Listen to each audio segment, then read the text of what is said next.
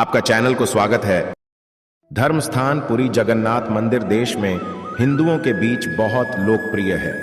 जैसे इस मंदिर के बारे में कई चमत्कारी कहानियां हैं, वैसे ही मंदिर के खजाने में कितनी संपत्ति है, इसके बारे में भी कयास लगाए जाते हैं। पुरी मंदिर में कितना पैसा है, यह सवाल हाल ही में ओडिशा हाई कोर्ट में उठाया गया है।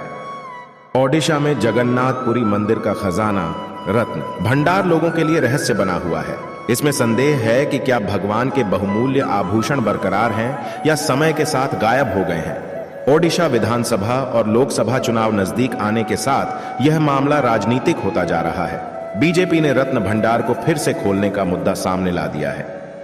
विधानसभा में ओडिशा सरकार के दिए गए एक बयान के अनुसार रत्न भंडार को फिर से खोलने का मुद्दा सामने ला दिया है।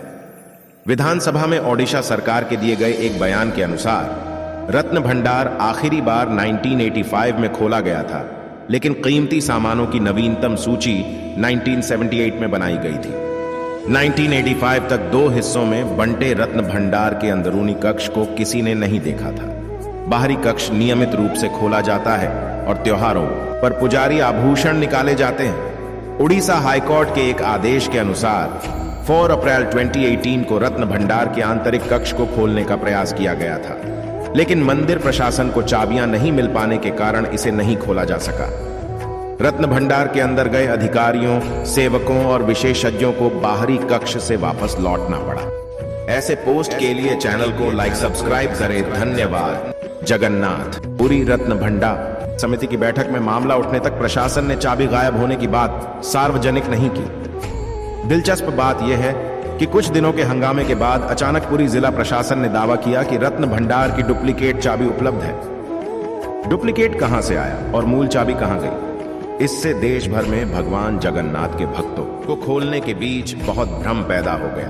बाद में रत्न भंडार पर न्यायमूर्ति रघुवीर दास जांच आयोग का गठन किया गया और न्यायमूर्ति दास ने नवंबर 2018 में राज्य सरकार को अंतिम रिपोर्ट सौंपी थी। आयोग की रिपोर्ट अभी तक विधानसभा में नहीं रखी गई है। इसी पृष्ठभूमि में लंबे समय से रत्न भंडार को दोबारा खोलने की मांग की जा रही है, पिछले साल विफल रही है। अलग अलग अवसरों पर पार्टी ने रत्न भंडार को फिर से खोलने की मांग की है, जिसे कथित तौर पर कुछ मरम्मत की भी आवश्यकता है। केवल भाजपा ही नहीं, कांग्रेस सहित कई विपक्षी दलों, पुरी के राजा गजपति दिव्य सिंहादेव और पुरी मंदिर के कई वरिष्ठ सेवकों ने भी ओडिशा सरकार से रत्न भंडार को फिर से खोलने की मांग की है। इसके अलावा लोगों ने भगवान जगन्नाथ के कीमती सामानों की मरम्मत और सूची बनाने का आग्रह किया है। हाई कोर्ट में पहुंचा है मामला। छत्तीसगढ़ के राज्यपाल विश्वभूषण हरिचंदन ने भी मंदिर के खजाने को दोबारा खोलने की मांग की है। हालांकि राज्य सरकार ने मांग पर कोई ध्यान नहीं दिया। हाथ में कोई विकल्प न होने पर भाजपा ने हाल ही में ओडिशा हाई कोर्ट का दरवाजा खटखटाया।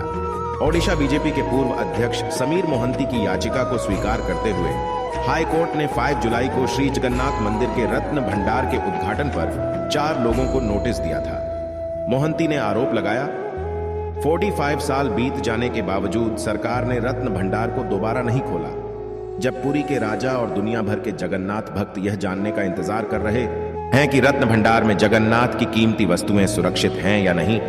जब मीडिया कर्मियों ने हाल ही में रत्न भंडार को फिर से खोलने के बारे में पूछा, तो कानून मंत्री जगन्नाथ सारका ने कहा, हमें नहीं पता कि रत्न भंडार की चाबियां गायब हो गई हैं या नहीं।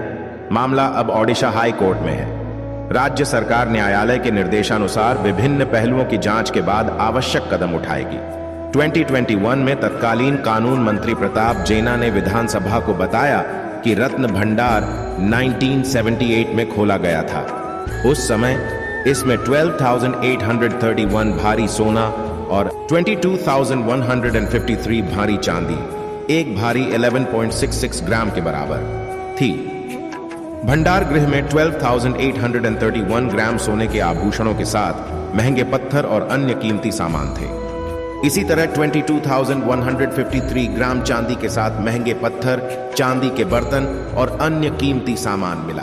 हालांकि अलग अलग कारणों से इन्वेंट्री प्रक्रिया के दौरान 14 सोने और चांदी की वस्तुओं का वजन नहीं किया जा सका। मंत्री ने अपने लिखित बयान में कहा था कि प्रक्रिया के दौरान वस्तुओं के मूल्य का आकलन नहीं किया गया।